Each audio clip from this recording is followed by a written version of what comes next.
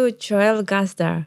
Hi, Trina and Liz. I'm so happy to have you here because you have such a unique way of creating things. You have created a very successful plant-based restaurant. You've published books. You are like a true specialist about wild foods. You can speak about minerals, plants in such a way that I have never heard of. Welcome. Thank you. So let's go wild. Please do share with us, what are your secrets about the plants? Why are you so advanced? Why don't we know such things? Well, we do all know such things. And when in one day, every single being is capable of reconnecting with more of who they truly are and what they know by getting those fuses back in their fuse box, reconnecting with the mineralized life force of wild foods. One day of saturating ourselves with true organic minerals and their electromagnetic fields, which is their life force, can reawaken all the dormant systems within our brain, within our hearts, within our bodies, within all of our organs and glands. We could have been operating as a rainbow minus 6 out of 7 colors. And when that full spectrum self gets switched back on, we become revitalized. We can transform all areas of our lives and go from pain and suffering and sickness to well-being and thriving. Full spectrum in every area of our lives. It's just about a shift in perception and reconnecting to the source within us through reconnecting to the source of us in paradise, in this realm, what it truly is. This is intriguing because usually they say if someone promises you fast changes, it's not happening. Thing is, I'm not promising the fast changes. You have that promise within you, and all of the magnificence, the ineffable magnificence of this creation we have been blessed with, the natural world, it is the promise. If we've seen a beautiful sunrise or sunset in our lives, or seen a beautiful forest or some beautiful wild creature, that is the promise. And the reason we see beauty in it is because it's reflecting the promise that is inside us. Now I want to know all about wild foods, about these plants that can change lives. So let's dive in. Okay, let's do it. So I've done many things in my life, and they're all related as far as I'm concerned. Sometimes they don't make sense when you're going forward, but when you look back, you see the connections. So one of the things that my wife Iced and I are most well known for in recent times is we ran the Wild Food Cafe restaurants in London for a decade, and they were listed number one on American Express's raw food restaurants of the world. And we served close to 2 million meals, and we had a couple of restaurants by the end, and quite a following, you could say, and quite a celebrity following. And at the same time we ran the restaurants were actually a cover. Like people talk about a cover as in the mafia ran something, that it was a restaurant that was laundering money for whatever crime. The cover of our restaurant was it had a much larger vision and mission and message that it was sharing, and we utilized the vehicle of the restaurant to do that. So it was really about creating community, a vibe. It was about creating an oasis of good vibes, an oasis of paradise in the antithesis of that in many ways, which was the concrete jungle of central London. So we ran this restaurant, we ran a school. It was called the Wild Food Cafe School at the time, where we taught obviously about making delicious recipes, but also taught about holistic well-being and nutrition, but also everything else to do with well-being and meditation and yoga and shamanism and you name it. So that's something we did. We wrote a book that went down very well and put on some festivals and all kinds of things like that. And when we closed the restaurants during COVID, we renamed the school of Paradise, which was closer to what we were actually, the message that we were sharing. It was a beautiful name that very much resonated with us. We didn't quite realize the ramifications of having an enterprise, an organization called the School of Paradise, that we would really quite have to live up to that name and investigate what does it really mean, because most of us in our contemporary world just use the word very fleetingly. If something was really nice, whether it was a beach holiday or somewhere nice we visited, we say it's a paradise, or other than that, paradise is generally referring to, it's a religious fantasy, utopian ideal that's relatively unrealistic. So very few people have studied paradise as a realistic reality possibility. If we could talk about it from the terms of quantum physics, all different realities are possible. We're all experiencing different versions of reality. And can we be open to paradise being an actual reality, one collective reality, and many individual versions of that we can tune into? And so it's been a word and a phenomena that I have studied for decades of my life, already quite deeply, but then that being our main focus and project around the same time that we gave birth to our first child. I feel like I've been given a deep dive, a PhD in studying paradise, studying something that most of us are encouraged to just glaze over, or think that it's irrelevant. You can't study paradise. Paradise would be naive or something like that.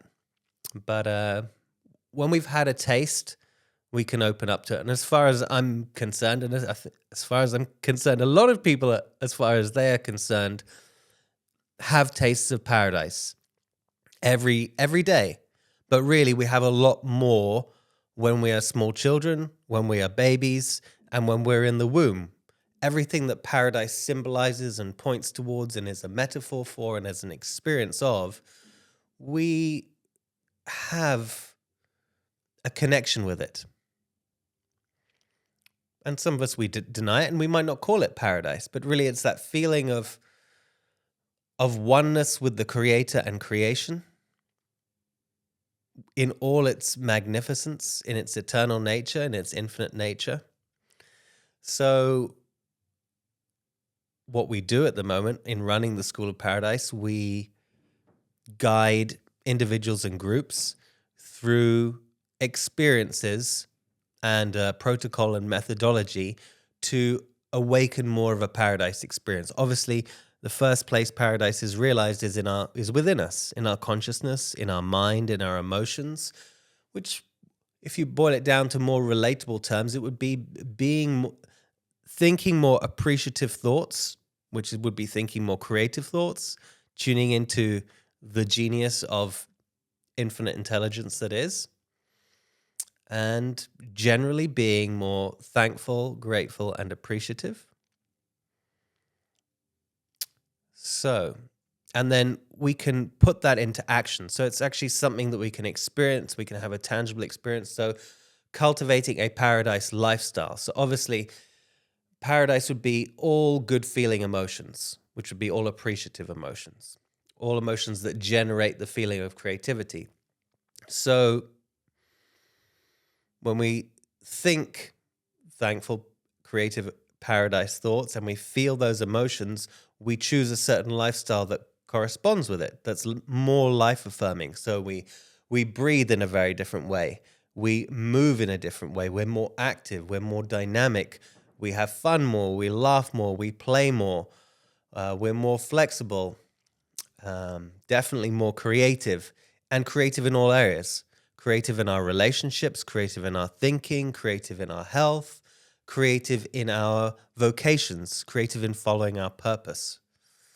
So, and in other practical terms, that would be how we activate our bodies with movement, how we engage with phenomena like nutrition and food and fasting, how we hydrate ourselves, and how we nourish ourselves in all respects. Not only how we nourish ourselves, but the most important aspect of nourishment that's often overlooked is not how we are nourishing ourselves, but how we are creating nourishment for ourselves. So not just what we're taking in, but what we're putting out that is creating nourishment and satisfaction and fulfillment for ourselves, and also everyone who we're lucky enough to have in our lives. Wow. You mentioned your book. So I think the most proper thing now is to show it. It's so beautiful, and it has golden letters saying wild. So what does this wild mean on this book, and what does the wild represent in your businesses, and what is this book about? Good question. We named it Wild Food Cafe for various reasons that I won't go into, other than a love of wild food and wild life force. But definitely within a few years, I considered maybe we should have called it Disciplined Food Cafe, because wild is a phenomenal quality to have, but it's balanced by discipline, by structure, and both are important equally. Just to be completely wild is as out of alignment as being completely strict and disciplined. There's a nice balance between the both. So I do love the word, because I have been engaging with living more wildly, having grown up with a very focused, structured life, very left brain, very academic at school, and very serious in lots of ways growing up. And so wild was a good medicine for me. For some people, probably just focusing on discipline would be the best medicine. They don't need any more wild. But generally, the Western left brain, overly logical and intellectual world could probably do with a bit more wild, a bit more creativity, a bit more art, a bit more life force. So I've been foraging wild foods for about 25 years now, and been experimenting with them for a few years before that as well, just from things that were harvested for me. And, it starts with one thing. The first thing I learned to pick and eat, other than, wild berries, which I think most people do, pick a blackberry or something, would have been nettles. So I was living with a great friend and mentor of mine whilst going to university, and he was into this wild lifestyle quite a bit, and he got me to pick nettles from outside the front of the house, the garden, the forest that was there, and make nettle juice every day. And the first time I had it, I felt like I'd just been plugged into the electricity when I'd been disconnected my whole life. Like light switches went on. I couldn't believe how I felt. I'd tried things already like wheatgrass, which is fairly similar, which, neither of them are the tastiest things in the world. Some varieties and some days things can taste a lot different than others. It depends on batches. How much did you have it? Like a shot or so, a shot or two. It was profoundly powerful. And from then I was hooked, and I was definitely down with juicing nettles every day, since we had the specialist equipment to do that kind of juicing. And a nettle patch out the front of the house and some guidance. And then from there it was dandelions. And, there's the main categories of foods would be leaves, and it goes with the seasons, which match the elements, air, fire, water, and earth, etc. So leaves, all different types of leaves, flowers. We know things like chamomile and hibiscus and rose. Fruits, so specifically wilder varieties of fruits, those wild berries from all around the world, whether it's rosehip, blackberries, wild blueberries. There's hundreds of them, more exotic ones like the camu camu from the Amazon or baobab from Africa. Then there's the seeds of certain plants and fruits that are a bit more wilder varieties of seeds, things like the milk thistle seed, the poppy seed.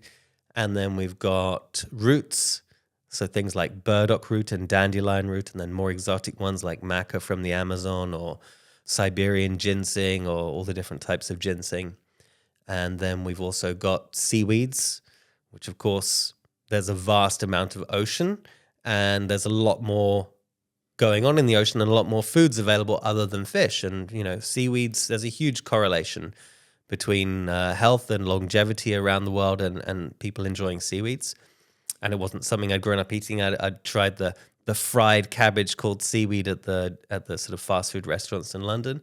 And then there's the medicinal mushrooms, which is basically the wilder varieties of mushrooms with the real life force, not the really domesticated ones. So we incorporated all of that in the restaurant, in the food, in what I'd already been sharing in the world of food for a decade before the restaurant and workshops, etc. So what Wild really points towards is life force, is vibrancy, is vitality, is color, is exuberance, is feeling alive. Because the more domesticated humans become and have become, the more they have become depleted of vitality, the more they've become depleted of minerals, the more they've become stuck in their heads and disconnected from their feelings and their bodies and their hearts. And the more boring all kinds of things have become, whether it's media and culture and entertainment, education, architecture, fashion. The more domesticated we become, the more people suffer. The sicker they become mentally, emotionally, physically, spiritually, etc. Where we are, the word in the dictionary that makes it very clear in the English dictionary, when we look up the word nature, it means everything in the world that is not, everything natural in the world that is not human, that is other than human. And really that creates a huge separation, because we could also see that we are an extension of nature, and nature is an extension of us, and we are a complete unit. We are one genetic pool. What if all the DNA of all the separate creatures aren't meant to be considered separately, but how they all interrelate? That there's a larger mega being at work. There's a creator that created all DNA, and like puzzle pieces, they all fit together. And it's a way for us to feel connected energetically, which means plugged in rather than not plugged in. Because obviously, if we feel not plugged in, we're gonna feel depleted, tired, exhausted, and all kinds of imbalances happen because of that. So wild is many things, but it's definitely called for as a powerful medicine for humanity right now. Are there any wild foods that are widely available for everybody and what everybody should actually consume more?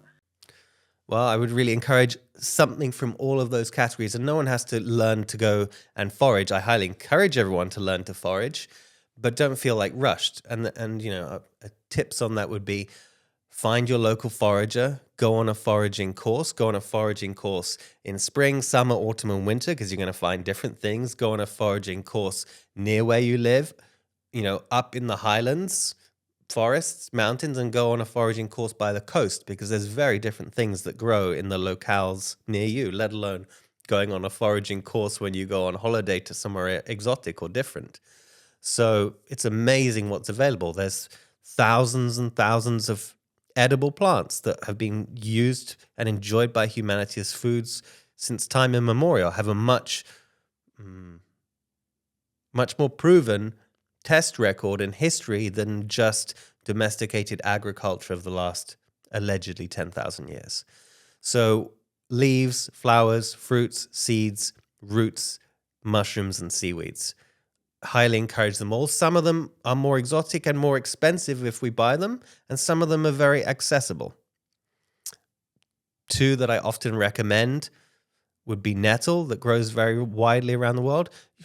Could definitely include dandelion in there, and some type of wild root. If it's something local to Northern Europe, where we are now, it could be the burdock root, although that really grows all around the world. And if you wanted to try something a little bit more exotic, the maca root, which is kind of considered Peruvian ginseng, grows in the Andes and is phenomenal. But really, if we're replacing a leaf like nettle, we've got to think how we eat leaves with more food that we're more familiar with in these times. So it's very easy for any one person to buy a bag of baby spinach from a supermarket or a farmer's market. And we know that when we cook down 100 or even 200 grams, it becomes a tiny amount that one person can eat as a serving. So if we were to swap that out for a wilder variety of green, like a nettle, we're not just having 1 gram of dried powder or 1 gram in a tea bag compared to 1 or 200 grams in a bag of spinach. It's worth having a a spinach-sized portion of nettles, and then you're going to feel effects. You could feel effects with 1 gram, and it's better having 1 gram than none. But when we're talking about proper food quantities, wow, it's deeply effective. So that would kind of go for many things. Obviously, some wild foods, they're only meant to be enjoyed in tiny amounts. The ones that are very bitter, extremely medicinal, and have a very catalytic effect on the body. It's going to help all the cells of the body and the glands and systems function more optimally. And that's going to lead to some transformational results. The stagnation and the results of that stagnation are going to be thrown off. So you can imagine we're a living flow of energy. All of our systems of our body are flowing energy. That's the way they're created to be. But domesticated lifestyle has caused the whole system to become more stagnant. The electrical body, the nervous system, the blood, which is 4.5 liters of liquid in the human body.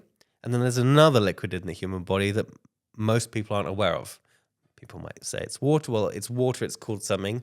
It's called the lymphatic system. And it's about 20 liters, 20 to 22 liters in the average human body of 65 kilos. So that's 1/3 of our body weight is lymph. And it's meant to be flowing. Everything in our body is meant to be flowing. And when things become stagnant, then they accumulate baggage.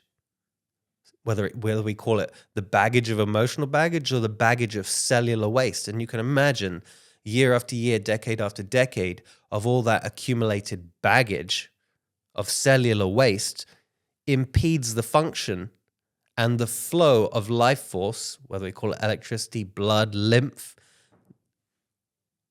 on big system level, but even down to each cell being able to function. If it's clogged up, and we've got 50 to 100 trillion cells, if our whole system is clogged up, life force isn't flowing, electricity isn't flowing, information isn't flowing, and things become degenerative, non-functional, or at least their functioning is radically reduced. So when we increase more wild life force, including wild foods, that's going to activate us. And in that activation, the stagnation is going to be thrown off. Some people call that cleansing. Some people call that detoxification. Our focus is not on that, even though we have a huge background and expertise in it. We look at the other side of that. We don't put any emphasis on cleansing and detoxification. That just happens naturally. Our full focus is on regeneration, regenerative thinking, regenerative consciousness, regenerative emotions, and regenerative lifestyle within our own bodies. And that then overflows into regenerative conversations, regenerative language, regenerative relationships, regenerative lifestyle that extends far and wide. It could be regenerative architecture. It could be regenerative agriculture. So earlier today, I got the chance with our team to actually experience the foods you share. You made super interesting, very delicious, nutritious smoothies. And one of them was green and it didn't look quite good, but the taste was amazing. And I didn't have coffee today. And I felt so energized. It was like such a kicker. What did you put inside? Or like, I think people think it's very hard to do like a delicious green smoothie or this kind of like a wild smoothie. I saw you doing it. It didn't seem very complicated.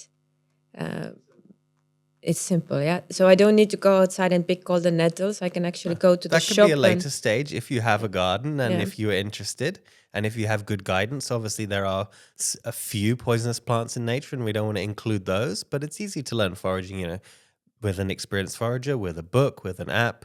You just familiarize yourself. But until then, you can buy all of these things as safe powders, dried leaves, dried fruits, all these things, roots. So what was in there? There was a large dose of dried nettles, about, I don't know how many grams because I don't know how many people shared it, but significantly more than just a tea bag of nettle or a capsule. And There was dandelion, there was ground elder, another plant that grows around these regions. There was some wheatgrass powder. There was a bit of matcha tea. There was, okay, and I'll talk about flavor balance in a second. There was some lemon juice. There was some dates, some raw honey, a pinch of salt, a little bit of spice, whatever you fancy. If you fancy chili, ginger, cinnamon, and water, obviously, and dates if I didn't mention it. And I think that was it. And, you know, that might be a list of greens, but you could just get a green powder mix, so you don't have to have 5 jars of things that you're not sure what they are, or packets, or 10 or 20. And you could just start with a green mix. But having an effective dosage consistently really makes a difference. So I mentioned there was tahini, so that makes it a bit creamier. So the principle to making it yummier, and there was a banana in there, is balancing the 5 or 6 flavors. And the trick to being able to taste a recipe and know what it requires, because sometimes we taste something, we're trying to make something, we're like, oh, I'm not sure if it needs sour, sweet, bitter, more of this ingredient, that ingredient. So, but if we taste it for each flavor specifically, taste it 5 or 6 times, is there enough salt? And we're only focusing on one of the flavors. Yes, no. Is there enough sour? Yes, no. Is there enough bitter? Yes, no. Is there, and we know what these flavors taste like. There's only 5 or 6 of them. Is there enough sweet, and is there enough umami and spice? If you're counting umami, which should really be counted. So just getting those in balance is easier. And knowing that if you want to make something that's delicious and gourmet, it's a good idea to have all of those flavors. If you're doing a sweet drink or even a dessert, it was still sometimes very wise to put a bit of spice or a bit of salt or a bit of umami in there.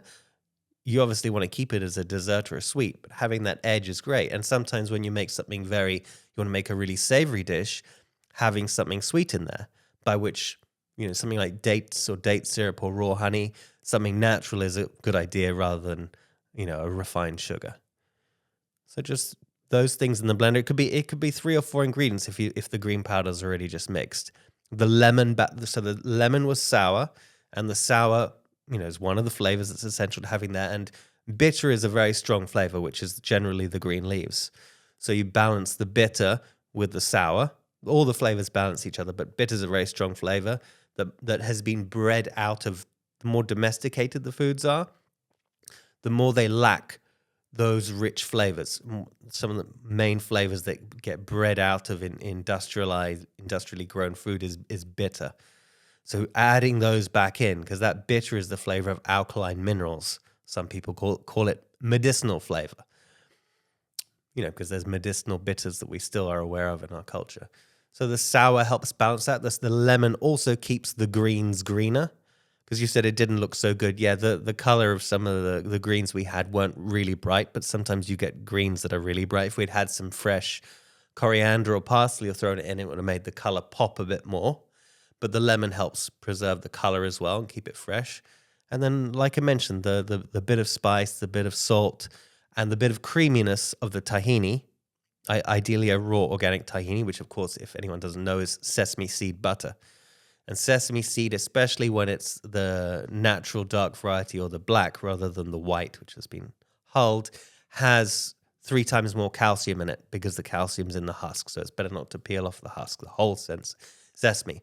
And calcium, another alkaline mineral. That's why darker sesame has a more bitter flavor and white sesame is more bland, because it's had the medicinal calcium removed. But calcium and magnesium are famous, for people who know a little bit about nutrition, of working together and amplifying each other. So when you have the greens, which are all rich in magnesium, a really essential mineral that improves health in hundreds of ways, literally, but it always works better when it's with some calcium.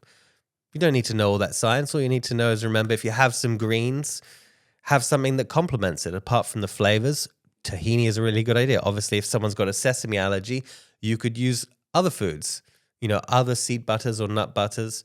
You could even use avocado. You could use carob if you wanted something calcium rich. But, you know, to people that are unfamiliar with working with some of these ingredients, it might seem overwhelming at first. The thing is to just start simple. You know, if that smoothie seemed too complicated, you can just throw nettle in water and make a ridiculously strong nettle tea. Or add it into a broth if you wanted something savory. You just start with one food at a time, but effective dosages go a long way. And one way that people don't really get effective dosages, and what I'm in favor of, is for wild foods to be recognized as wild foods rather than being overly regulated as herbalism. Getting back to the earlier point to do with spinach and nettles, if people treat nettles like spinach, they're going to have amazing flavors and amazing invigoration. But if they just have 1 gram, it's not really enough. But if we look at these wild foods through the lens of herbalism, because it's a regulated industry and they're overly cautious and things are sold in a certain way for profit and an agenda for how efficacious they're allowed to be, people are only encouraged to have a tiny amount of a capsule or what's in a tea bag. But when we start reconsidering these things as foods, and rather than eating a domesticated root like a carrot or a beetroot or a potato, experiment with a dandelion root, something that you can still find in some groceries around the world. Otherwise, we can buy it dried, we can buy it as a powder, and there's hundreds of roots. Again, there's burdock leaf and root, there's nettle root, amazing food. They're very small. These are things you'd buy dry and you could put in a broth. You can buy powdered and put in any recipe. Dandelion root, and there's many, many more. And just starting treating them in the same kind of quantities, leaning towards, we know how much carrots people eat or how much potatoes or beetroot. It's not 1 gram. 1 gram is better than none, but these are foods. They can be eaten in greater quantities than... It's just familiarizing ourselves. So this is why I felt so good, because there was a concentration of all these superfoods or wild foods and just a mineral-packed smoothie.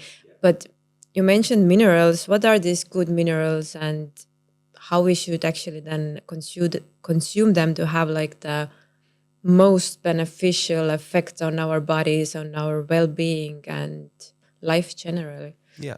So it would be generally the more wild foods. So a way to look at it would be, I emphasize the minerals because minerals are more relatable. They're measurable. They're something seen as physical. If I just talked about more life force or more prana, as they would say in Ayurveda, or chi, as they would say in China, it might sound more woo-woo. It might sound more ephemeral, harder to measure. But minerals are more measurable and they're more physical. But what essentially that is the minerals are the coalesced part of the coalesced physical part of the life force. And the life force is the electromagnetic field of the minerals. So the more minerals, the more life force. But really, it's the other way around. The more life force, the more minerals. And plants that can survive spring, summer, autumn, winter, snow and baking sun and dryness, hot and cold, night and day, which are those wild foods. They are foods and plants that their natural tendency is to thrive under all conditions and adapt to all conditions. That's wild energy. Whereas the more we domesticate our foods, the more we domesticate ourselves with our, with all the chemicals that we put on our body and wear on our body, and live in homes that, would be surprised how many chemicals are in a home compared to outside and what we expose ourselves to. So do these wild foods make us more resilient to live through all the seasons? And but can you give any examples? How have they changed your life? Or do you have any moments in your life that you are truly thankful to have this lifestyle? Hundreds or thousands. So yeah, the quality you're talking about is adaptability. And often these wild foods, many of them are called adaptogens. So rather than, just pure caffeine, which can be used intelligently in wise ways, and of course a lot of people enjoy it, but caffeine is stimulating. It's one direction. Whereas many of these adaptogenic plants, if you require relaxing, they'll help you relax. If you require energizing, they'll help you energize. And they're kind of doing both at the same time. which, it seems like a paradox, but that's what life is. And the more relaxed you are, the more energy you can have, and the more energized you are, the more relaxed you can be, rather than a stimulant that's just pure coffee, which is just giving you a big spike followed by a crash. And you might feel and anxiety also. yes, Yeah. yeah. So there have been so many times wild foods have saved my life, literally. I got into what I got into with natural health, well-being, holistics, nutrition, because it was a matter of life or death for me. I grew up with lots of sicknesses and illnesses, from whether it's called life force depletion or mineral depletion and pathogen exposure, which we're all subject to that through domestication. And one thing after the other was getting worse and worse. I had to deal with all things from birth to childhood. And then when I was, in teenage years, I was like, this can't keep going in this direction. If I'm like this and I'm not even 20, so I started taking the reins of my health even before that, when I was 11 for the first time. I wish I could remember who said what to me, or if I heard it on the radio or the TV, but I realized that the asthma medication that I was on and that my mother was on and my grandmother was on, that they kept taking stronger doses, and the more they took it, the stronger doses they needed and stronger versions. And they were becoming more and more dependent. And I heard someone say that somewhere at the age of 11. And I saw that it was happening with me. And I just decided to find other ways to address the asthma and the allergies that I was experiencing. And I weaned myself off the medicine, never to return. And it was still lingering a little bit there in the background, but I managed it through all different things, from meditation and breath work and bits of nutrition. But then when I completely transformed my paradigm and my lifestyle, it disappeared completely, the last remnants. But if I went back and started thinking degenerative thoughts and emotions and living that lifestyle again, it would return, just like, all degenerative diseases are a result of that. So I've seen people have responses from claiming to me that their eyesight has improved 10 minutes after a strong, potent wild food recipe. I've seen many people transform pretty much every health condition and reduce their suffering by remineralizing themselves, regenerating themselves many times. And it's a testament to the infinite intelligence, the creator, God, whatever word that we use for it that we find relatable, that made all of these things that fit together: the human kingdom, the animal kingdom, the plant kingdom, the mineral kingdom, etc. Because everything complements one another. It's one. Rather than being separate things, when everyone joins together, the whole is greater than the sum of the parts. And if we divorce ourselves from nature and all the miracles of nature, then we can't expect not to suffer. Well, it sounds so good, but if I start thinking, what are now the first steps I could do, or anybody could do, or what kind of foods to incorporate is the most simple or most beneficial to start with? Yeah, obviously, one thing is important that people do it according to budget. You can do this on the smallest budget. You can do it on no budget, because essentially all of these foods grow for free.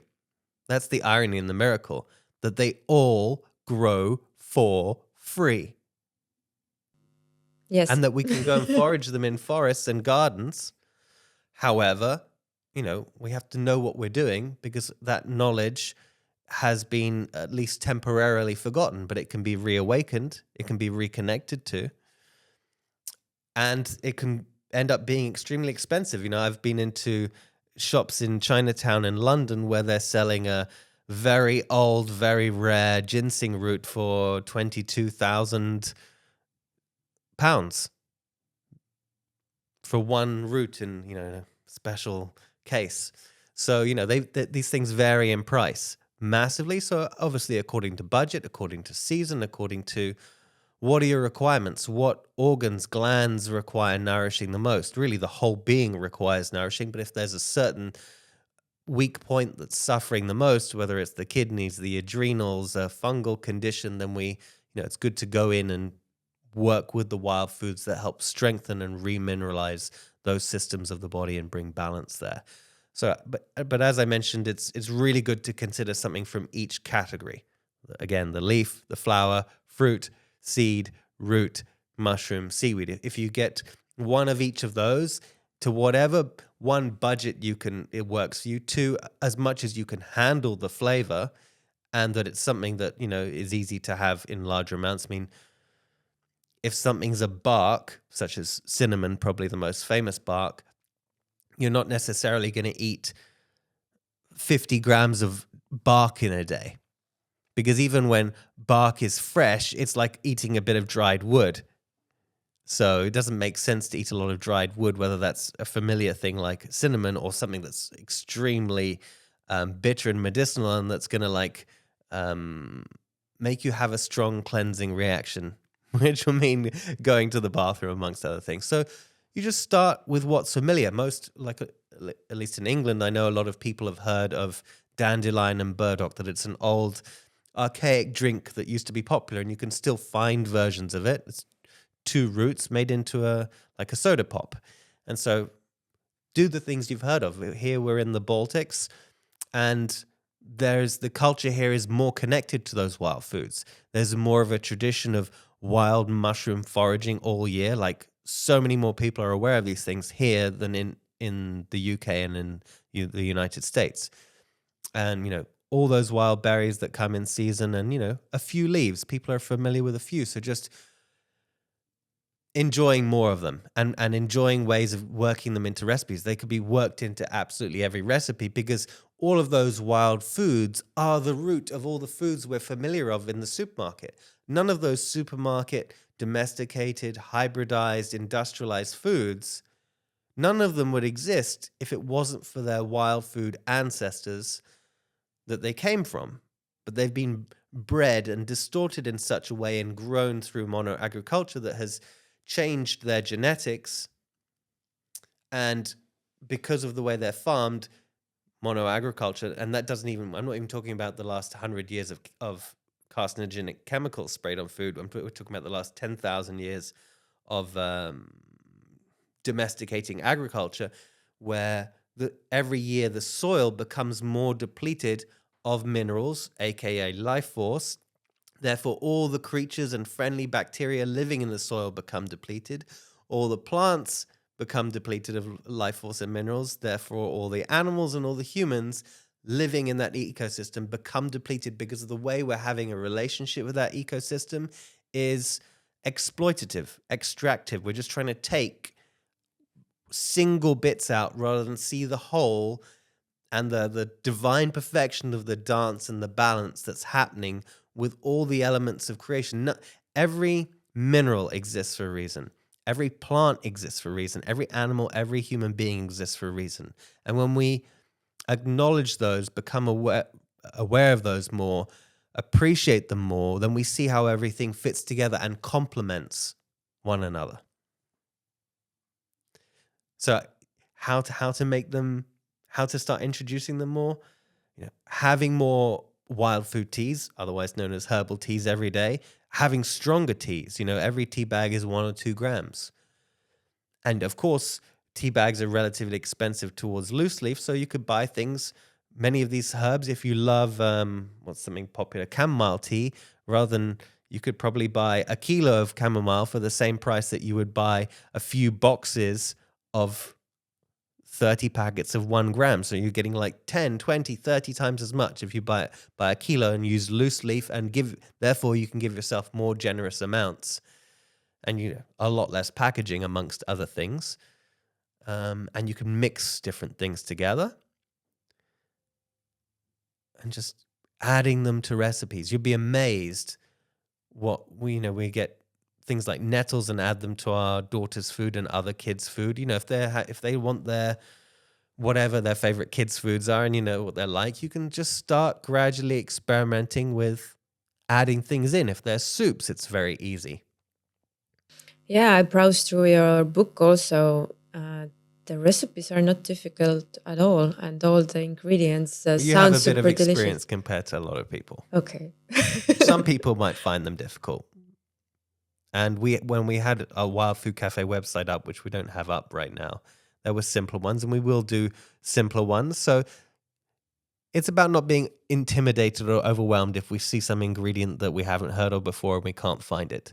You know, we can still make those recipes just to make everyone feel at ease without some exotic ingredient that we can't find or we've never heard of. They're just adding in wild foods, but there's many principles in that book apart from wild foods. A huge backbone of the way we shared a message of food was also living foods, sometimes known as raw foods. And it's all based upon appreciating the human body and how it functions, and appreciating the natural world and how it functions, and asking questions like, what is the most magical food we can eat? So another way of looking at it, if we are choosing and deciding to live and create the most paradise life possible for ourselves, in other words, every area of our lives thriving, then it's essential that we enjoy the foods of paradise. The foods of paradise meaning all of biodiversity thriving, rather than mono-agricultural industrial foods where everything's depleting and degenerating. So it's just adding more of those in, and the more we add in of the real, true, authentic, wild, good stuff, just the law of displacement, all the heavier stuff will leave. And the satisfaction is incredible. The satiation. For instance, you start increasing those wild food numbers and you'll be blown away, because the reason there's the stereotype of certain nations being extremely obese and that obesity spreading around the world in the last few decades is the foods that people have been eating are devoid of those minerals and that life force and that full spectrum energy. They're devoid, so they can't stop eating their potato chips or their popcorn or their bread or, the most industrial foods. They just can't stop eating them because the hunger switch isn't turned off, because the hunger switch is looking for magnesium, calcium, copper, even things like silver and gold can be in the soil in organic biological forms that then are taken up by plants.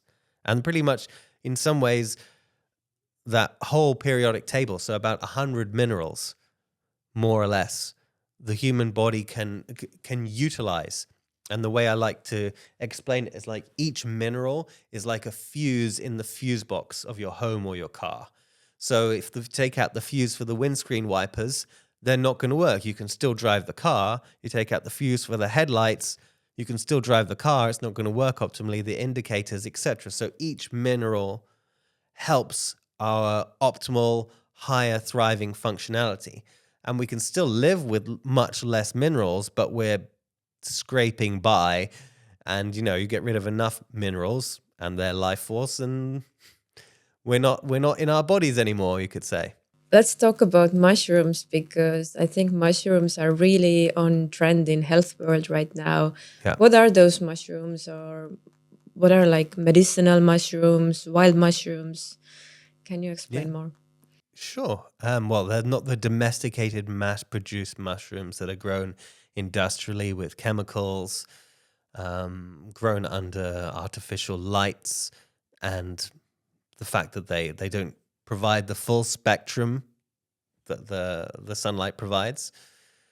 And they're grown on mass-produced mono-agricultural mediums, substrates. The mushrooms have to grow on something. And in the wild, they grow on the full spectrum of biodiversity. But if you're just growing them on like some kind of rice or something, the medium that they're growing on doesn't have the minerals to fully activate the mushrooms. And if they're hybridized varieties of any plant, so what is a hybrid? A hybrid, whether it's a mushroom or a fruit or whatever it is, any plant, when humans have artificially combined two plants together, and there's an argument here. Sure, humans can experiment. There have been huge breakthroughs in diversity by hybridizing things, mixing two varieties together to make something. And quite possibly natural hybridization, crossbreeding happens. But at the same time, within nature, if we observe what nature does, it doesn't graft an orange tree onto an apple tree, especially in Estonia.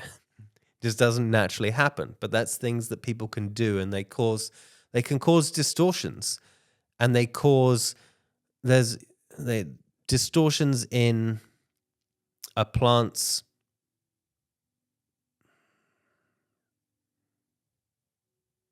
longevity and full spectrum expression. It's thriving, its immunological function, its microbacteriological function, its probiotics, and its life force. It'll just be distorted. It won't have the same life force. If it doesn't occur in nature, then it's out of alignment with nature. It has a resistance to nature, and therefore it doesn't have a place. One of the phenomena of nature is that it's eternal. It's self-perpetuating. So let's say we took the seeds of, well, we'll jump back on your mushrooms, but this is relevant to the same point. If we took the seeds or the plants of everything from the mass-produced agriculture and supermarket, and we stopped tending to them with chemicals and weeding and all the things that we do to be overprotective parents to these plants, things like modern wheat, modern soy, all the most common staple foods. If we stopped being overprotective parents and we let that land, that farm go wild, the weeds would take over, because the weeds have life force, strength, perpetual nature, and they're in tune with eternity. And all of those wild foods are adaptable, whereas the human domesticated plants are weak. They don't have the life force energy to thrive in the natural world. So if we eat foods like that, we become like that, domesticated, weak, degenerated, and with no vim and vigor. So it's pretty logical that it makes a lot more sense to include these wild foods. And as we include them, we don't have to deprive ourselves of anything from the supermarket. If anyone wants to keep eating the most domesticated foods, they can. It's not about being on some strict deprivational diet. But the more you get the wild foods in, the more you will find a natural discipline that you won't binge and overconsume the domesticated foods, because you've found all of those minerals that turn off all the hunger cravings. If you still want to have a croissant, you have a croissant, but you're not eating like a pack of croissants every day. Yeah. And the only reason you're eating a pack of croissants every day is because you like croissants, obviously, and there is such a degree of hunger for satiation and fulfillment, and it's not being taken care of because all of those 100 or so minerals aren't in a croissant. Maybe there's 8 or 10. There's just enough to survive. There's enough to burn some basic macronutrient fuel, some calories, but there's no micronutrients, which is the minerals. What are common myths about adding more plant-based foods to your diet, or about wild foods? Well, that's a big question. Well, I'm a big fan of plant-based foods. However, I don't label myself or subscribe to things like vegetarian and vegan as a label. I don't want to put myself in a box. If someone was to follow me around and analyze me, they would probably put that label on me, but I don't put that label on myself. I think it's important not to define ourselves by what we consume. It's much healthier to define ourselves by what we create. That's a lot more important. And these terms can be very limiting and almost cult-like. And, why settle for that? So, plants. So if the most important plants to incorporate would be the wild foods. Whether someone is choosing to try the carnivore diet, or anywhere on the far end extreme of carnivore diet to vegan and fruitarian on the other end, just eating fruit, the most important plants to add and include in are all those wild foods in significant qualities and quantities, because it means we're connecting to this paradise realm. All the beauty that we see on earth, of all the forests, of all the gardens, of all the magnificent trees and flowers and fruits, like a thriving earth, an ecosystem where all the birds, insects, animals are there. All the mushrooms are there, all the sounds, all the life force is there. So the wild foods are the most important bits to include in. So a lot of people are against lots of plants for lots of reasons. And the most problematic plants are the mass-produced, domesticated, hybridized plants, because the way they're grown depletes the soil, causes acidity in the soil, inflammation, friction in the ecosystem. They're all the same qualities. It does the same thing to our bodies. So moving away from doesn't mean we have to ban ourselves from them and judge and have guilt and shame about wheat or soy or potatoes or rice, but just be aware that we just overconsume a dozen or so foods. And it's like, I don't know what percentage this is. It could be 50, could be 80% of our diet is a dozen foods. And then there's thousands and thousands of other foods, and they only squeeze into a very small percentage of our diet. So another way we can add more in is the culinary herbs and spices, and being more enthusiastic in our usage of them.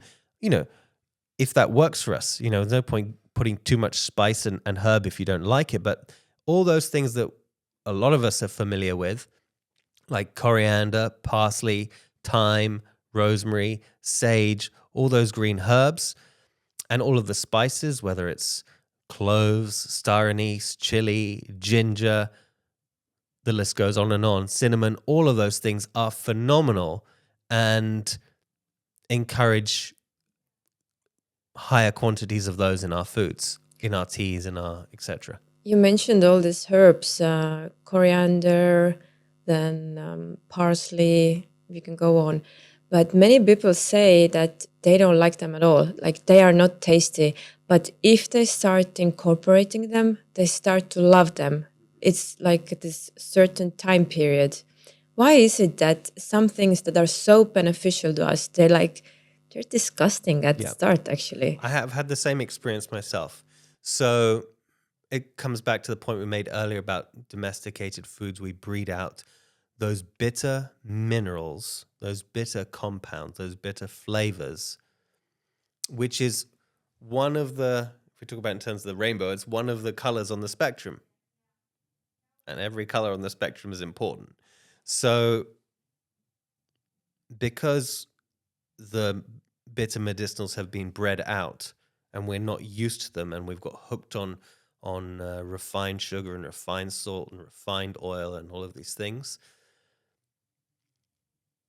In the same way, another analogy is if I go and give you a mass-produced sweetie confectionery that's really high in refined sugar, and then you have a piece of fruit afterwards, you're going to be totally underwhelmed by the fruit because you've just had an artificial stimulant version of sweet that the fruit seems bland.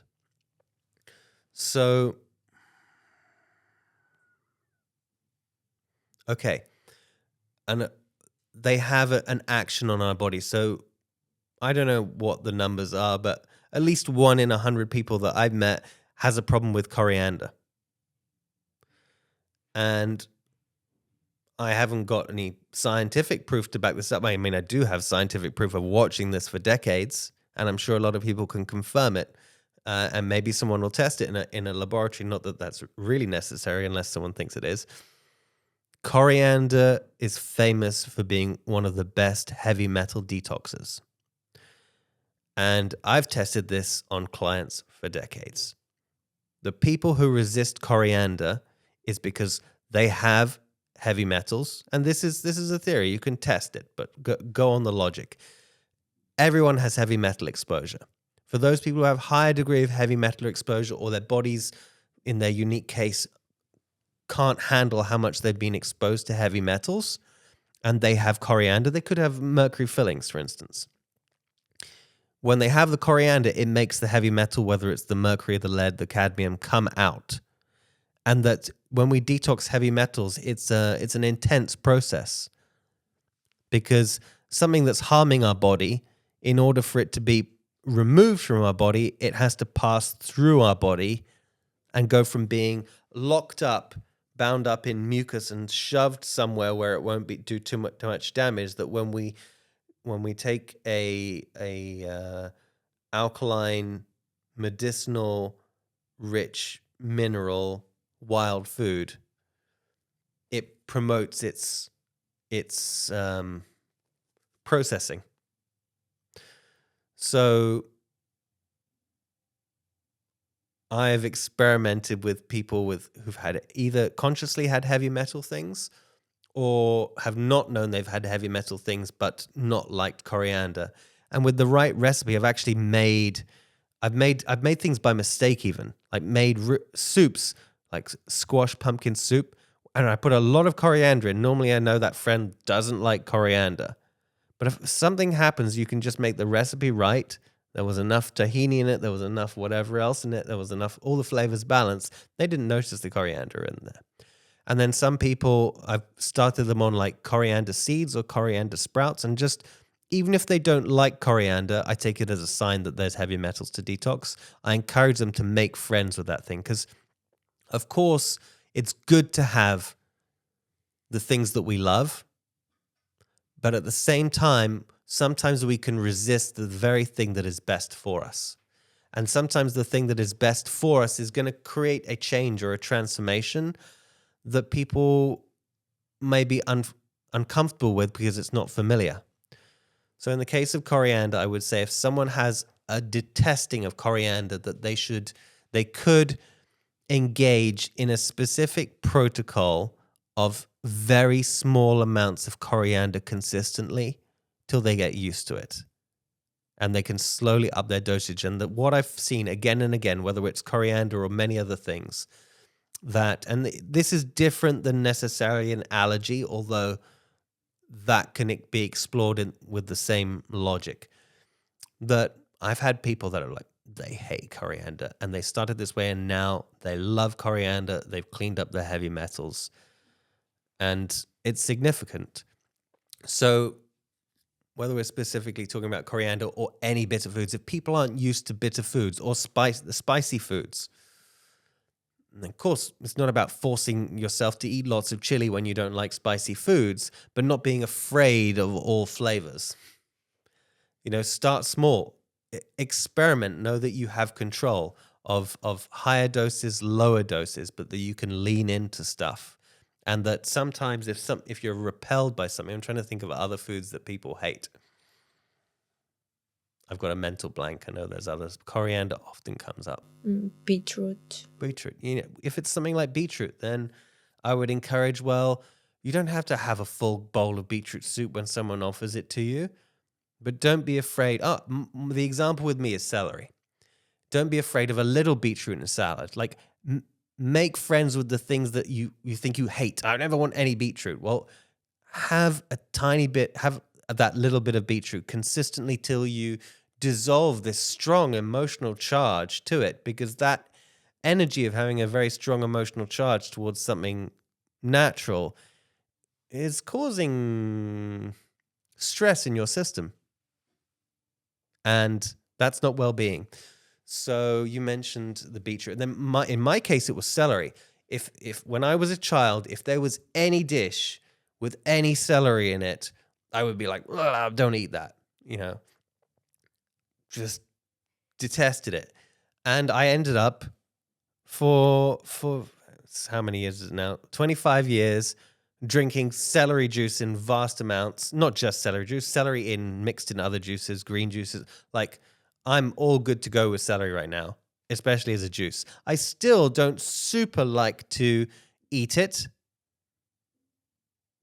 but I'm okay with it. I'm more than happy with it.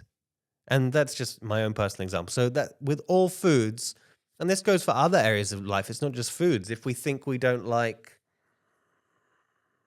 certain types of people, we might think we don't like certain star signs, or we might not like the opposite sex, or we might not like people of this persuasion or that persuasion. That's a we can often make these broad, sweeping reality projections that they close our reality, they close our minds, they close our hearts, and they perpetuate suffering. So let's be open to understanding that everything has a purpose. That's what it gets down to. That every mineral has a purpose, every plant, every animal, and every human. And it's easy to just like paint things with a sweeping brush. Like all of those people are bad, all of those things are bad. I don't like all of that. And within that kind of energy dynamic, there is a blessing in disguise, a gift, a miracle, a lesson, a teaching in disguise. And it's quite often the medicine we require. And we've got to experiment with a very small dosage at first, a homeopathic dosage, so that we get over the resistance in our minds and hearts and our system that is, it's stressing us out more. If we hate celery, the celery's fine with it. It's got no problem, but we're causing the stress in us. So seeing the bigger picture. It's all about seeing the bigger picture, not just thinking bigger, being open to what is the biggest picture thinking on this subject. How does infinite intelligence view this thing that I may have had some huge emotional charge to, or some past trauma with people with purple hair? Maybe not all people with purple hair are the same, you know? And maybe there's some special gift that people with purple hair bring to the world. Many things to many of us human beings can seem like a curse, a cause of suffering, something to blame. But within that outer perceived enemy, in changing our relationship, we realize that the enemy was never on the outside, that it's our perception of the enemy that creates that phenomenon and that suffering that makes us suffer and spreads suffering in the world. I love that you encouraged to try these things out, because I used to not like so many foods, but now I love at myself. So yeah, I have this experience and I love how you explain it in such a full depth. Thanks. What is the most unusual or surprising plant-based food or wild food that you have ever tried? Durian comes to mind. Are you familiar with durian? The big, spiky, smelly fruit from Southeast I've Asia? never smelled that, but I've seen the signs in the hotel room that don't bring it into the room. So. Yeah. So I have some stories about that. I was eating one once at one of my universities in the summertime, and they called the fire brigade because the smell is a very strong sulfury smell that's often associated with a gas leak. And they called the fire brigade on the university and evacuated the building because I ate the fruit and then left the shell of the fruit in a bin when I was about 20. And then it nearly happened again when we had a stall at one of the big Mind, Body, Spirit shows or something as Wild Food Cafe about a decade ago, and I ate one there. And you forget when you love it. You mean, I had one in a bag there, you have to double wrap them sometimes or whatever. And I knew I had it, and I know what it's like to have this fruit. It's like walking around with a nuclear weapon and knowing you have it. And I could see these security guards like walking around and pacing with a serious expression and on their radios. And some of the team were like, "What's going on over there?" And I'm like, "I don't know." But the way they were walking around and talking, looking puzzled and confused and on high alert, I was like, they can smell the durian and they think there's a gas leak and they're about to evacuate the place. So I went and explained it to them. They're like, what are you talking about? And I showed them and I opened up the bag with the fruit and they're like, okay, get that thing out of here. Because it has this very strong sulfury smell. Now, we either associate this sulfury smell with gas leaks. Some people also associate it with sewage. So it's got a strong mental, emotional, physical association with yuck. That thing smells of yuck, or it smells of bad eggs. And so this is an example of the same thing, like coriander. When we smell strong sulfury smells, there is a repulsion towards them. Understandably, for good reason. But this fruit is notorious. It happens to be. And it's unusual to taste at first. It tastes like something that came from Willy Wonka's chocolate factory. Like some mad, crazy genius invented this thing. It looks like some kind of alien dinosaur egg. It's spiky and can cut you open. It's not easy to open unless it's very ripe and it opens itself. And it's got a very strong smell. So in the same way that a rose protects itself with thorns, this fruit protects itself with its smell, and it's covered in thorns. But the flavor, the consistency it's creamier than as creamy as an avocado. But it does have it tastes like a sweet dessert with spices with hints of onion and garlic in it, and it's sweet. It's very unusual, and not only is it it's something that really could and should be served at every Michelin star restaurant. I mean, it doesn't need to be served in Thailand or Bali or places like that where it grows, but it's that mad genius combination that's very unusual. And a lot of the wild foods are like that in many ways. They've just got such strong characters and personalities and attributes. But when you eat half of a ripe durian, and it has to be a ripe durian, and you have to have support and guidance in making sure that's a ripe durian if it's your first time. If you eat half a big ripe durian, you can have almost a psychedelic-like experience in a really nice way. It really relaxes you. It really helps to relax your mind, your heart, and open them. It's one of the richest foods in tryptophan, which is famous for being connected to our pineal gland, and all of the cascade of neurochemistry that goes on there turns into 5-HTP, turns into DMT, which has been coined the spirit molecule, the God molecule, the center of the soul in the brain. So it nourishes that higher brain activation and consciousness. It helps us feel relaxed. It's a healing fruit. As far as I'm concerned, all real fruits and wild fruits are healing. And it's unusual. It's once you get past the thorns and the smell, and you have that experience of having it ripe so that it's creamy and sweet and a wonderful texture, and you have that experience of it enhancing your consciousness and expanding your consciousness, then you have a shift, and the smell no longer bothers you. Like you understand the spirit, the soul, the essence of that fruit, and you want to enjoy it as much as you can. Now, it happens to be, it was ridiculously expensive when I first started enjoying it 25 years ago. And now it's probably, at least in London, it's like 4, 5, 6, 7 times the price. And it was already by far the most expensive fruit. But, if you go to Southeast Asia, you can have it for pennies. And usually, the Asians and the Chinese, they'll save it for a special occasion. But like friends of mine, like they'll birthday surprise me and bring me a durian. It's, it's kind of like the great offering of the plant kingdom. And I know loads of people that just fly out to Southeast Asia to enjoy, obviously, some sunshine and the culture and all kinds of things, but they go for like durian feast time, and they almost fast on durians. It happens to be the favorite fruit of an orangutan, which there is a lot more genetic and physiological closeness between us and an orangutan and virtually every other creature on Earth, bar a chimpanzee. It's their favorite food, and there's the legend in I can't remember which country it is, but somewhere in Southeast Asia, that if a tiger finds a man walking through a forest with durians, it will kill the man and eat and walk off with the durians in its mouth. Like it doesn't care about eating the man. It wants the durian. Oh, wow. I really want to try it now. Yeah. I work for the durian marketing team.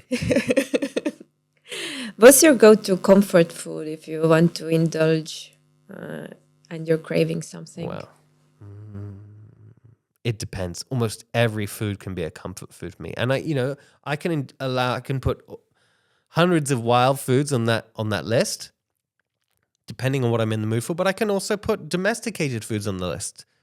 Like sometimes a croissant can be a comfort food for me. It's generally not what I eat, but I don't put strong, rigid rules around myself. But I do have discipline that I can enjoy a croissant without needing for it to be a part of my day-to-day life, because it's less optimal. I know what helps me feel optimal, and that's enjoying as much wild foods as possible. And because I saturate myself in wild foods and the energy and the minerals that they represent, I actually have insignificant craving for things that I grew up with, that I used to like, that are very domesticated, whether they're croissants or you name it. I'll still enjoy some of those things occasionally, but health is about playfulness, flexibility, creativity, adaptability. And when we're rigid, when people become rigid about their nutritional and philosophical beliefs, rigidity is death. Youthfulness, life force is about suppleness, flexibility, playfulness, adaptability. So I have my preferences, but I'm flexible. So you asked about emotional foods.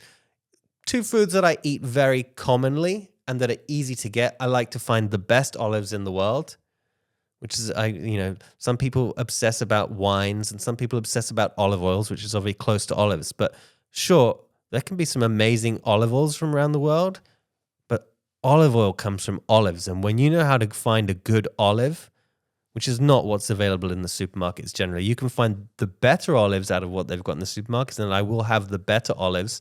But I like finding a level of olive that a lot of olive growers don't even know about. And there's just so much that I find them deeply satiating. And when I want something salty, that's it.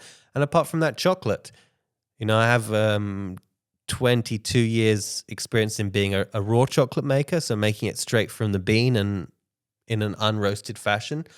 And sometimes I'll eat some cooked chocolate if all that is. Occasionally I might have some chocolate and there's some refined sugar in it. But generally I like either cacao, as you experienced this morning as well, straight from the cacao pod, or cacao beans and nibs, the real source of real chocolate.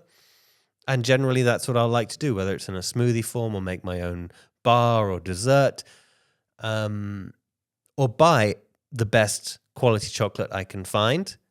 And sometimes there's a refined sugar in it, but most of the time I'm always, that's rare. But if it happens, it'll happen. I won't beat myself up, but it'll be at least a dark chocolate, and preferably an organic chocolate, and something there's certain markers of what's a high quality olive oil or a chocolate or those kind of things, that it's organic, that it's like single estate, it's like extra virgin. We're familiar with the words that imply that it's quality, because so much comes down to quality. So chocolate is one. So for instance, with the quality, like whether people are eating animal flesh or dairy or olive oil or beer, or they're even smoking tobacco or anything that we have a relationship with like that, quality. Like I would rather have the best quality of anything and have a lot less quantity.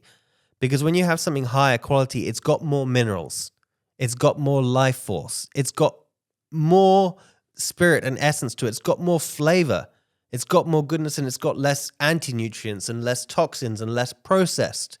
So it makes so much more sense to focus on quality rather than quantity. Hopefully that answered your question without too many tangents. It did. What is the most bizarre or unexpected question someone has ever asked you about your lifestyle? Whoa, I feel like one. we'll be here for 10 minutes while I try and think of it. I don't know, but I want to tell another side story, and then maybe that will lead to that. Your question made me think of this. I thought you were going in this direction. When I had my first proper restaurant, if you can call it proper, before Wild Food Cafe, about 4 or 5 years before, it only ran for a few months, I was making the best chocolate smoothies back in the kitchen, and someone ordered one of these chocolate smoothies. And then I started hearing these loud sounds, wailing and groaning from the front of the restaurant. I'm like, what is going on? Like, someone is happy in here. And it was like that When Harry Met Sally famous movie scene. This girl was at a table with her friend, like having full-on ecstatic pleasure sounds from the cacao smoothie. And as a young guy in his 20s, I felt very satisfied. I'm doing good work. Here I am in the kitchen, and I'm causing that much pleasure in the front of the house. I was like, yeah, I can do this. I'm into like making food and making people really happy. This is satisfying. So that wasn't your question, but what was your question? Your question is about, what's the weirdest question anyone's ever asked me? About your lifestyle. About my lifestyle. Because your lifestyle is truly unique. Well, I think all of us are potentially. What's the weirdest question? You know, it's easy for people to make all kinds of assumptions, but you know, I grew up as relatively normal as anyone else, for whatever that means. I mean, I grew up in the center of London, right in the very center of London, in the 80s. Couldn't get much more domesticated than that. I was probably more domesticated than most people. And that's probably my excessive domestication probably led to the excessive balance of my wildness and my enthusiasm for paradise. Because the more we starve ourselves of paradise, of wildness, of being full spectrum, the more we increase the desire and the inspiration to be in that direction. Were there any mentors throughout your journey? Absolutely. As far as I'm concerned, everyone and everything is a mentor. Some have been more major and significant in my life, but you know, learning that attitude, and I didn't grow up with that attitude. I've cultivated that attitude, and I was inspired to have that attitude. But absolutely everyone and everything is a mentor. Like, food and nutrition wise, we could argue that something like McDonald's epitomizes the opposite of what I'm passionate about and enthusiastic about. But rather than throw out the baby with the bathwater, there's a lot that we can learn from McDonald's that it has been very successful in. And just to go, I hate everything to do with McDonald's. I don't want to hear the story of McDonald's or read a book or watch a documentary, or I just hate everything to do with McDonald's. That would be extremely unwise, because often our best mentors can also be our enemies, inverted commas enemies, our seeming enemies. So also, like, when I was younger, I gravitated more naturally towards the mentors and teachers that had an affinity with me, there was a resonance.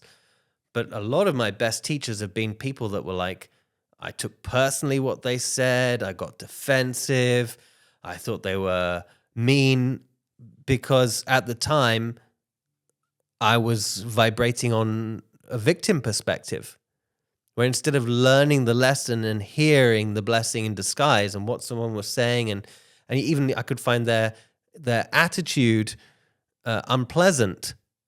There's medicine, there's gifts, there's blessings, there's teaching, there's reminders in all of those things. Often the thing that annoys us the most can be what we require. So, you know, I've never found arrogance attractive. And I used to see, whenever I thought people were being really arrogant, I would close off to it, or I'd feel threatened by it. But actually there was a medicine in that.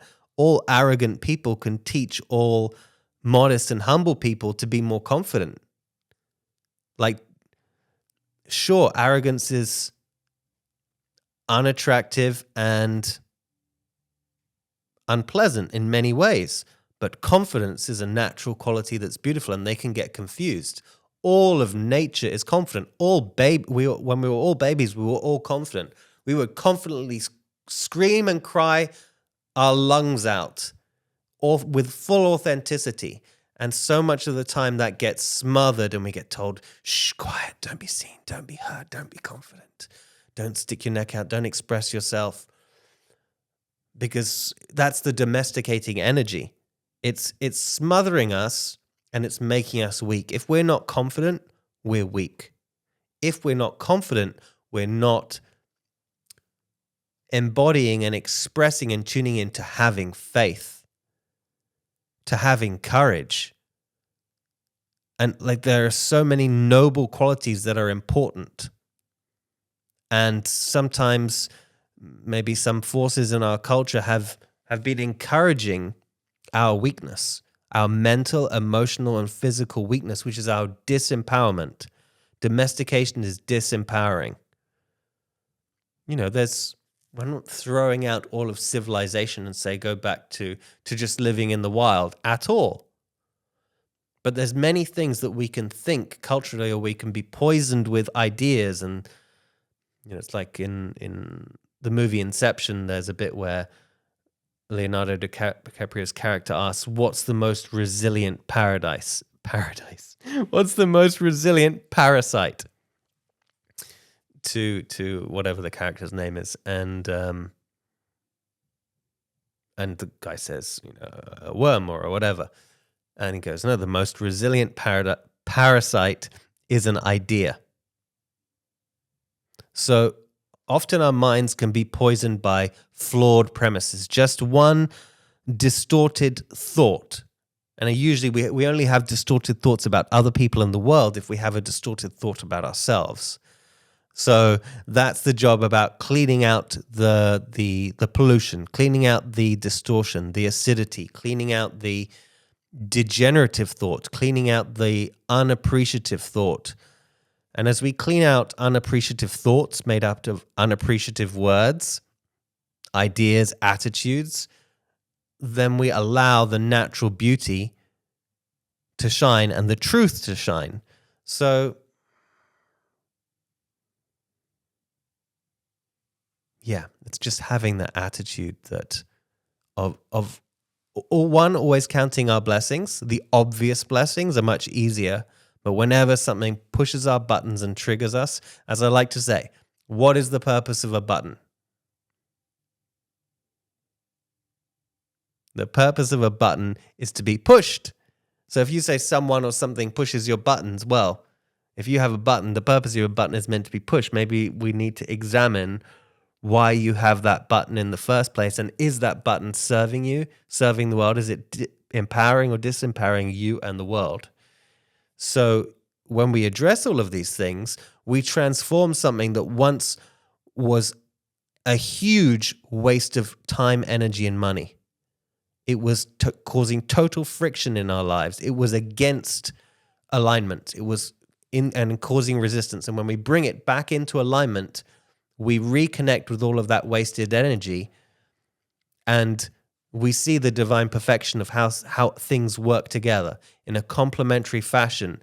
And that frees us from the victim mindset and reconnects us with the creator mindset. So going from victimhood to victory. There's a slight shift there, but it's profound. And the more we tune into victoriousness,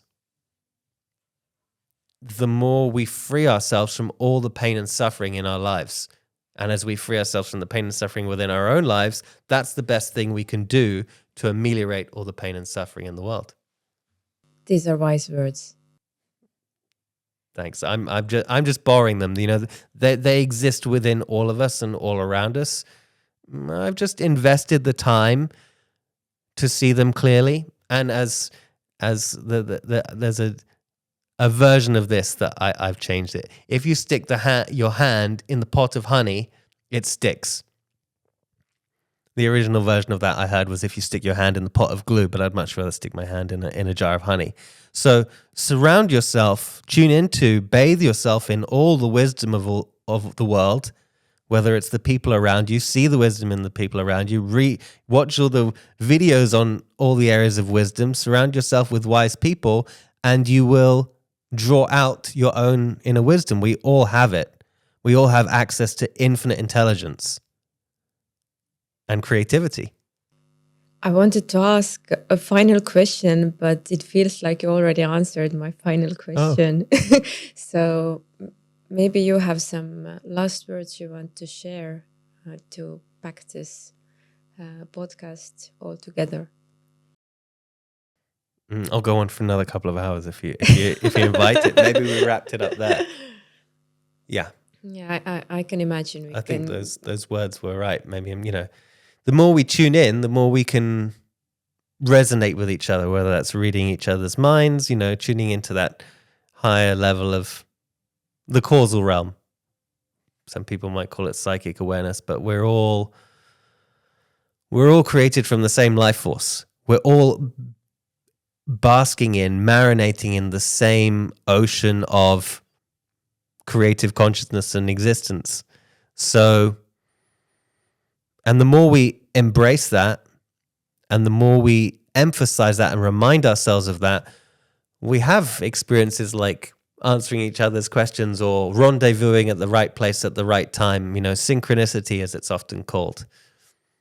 Thank you for sharing what drives you in your life and sharing the wild foods with the world more and more. So, yes, thank you so much. My pleasure. Thank you, Trina Liz. Thank you so much for having us here and for everything that you're sharing with the world.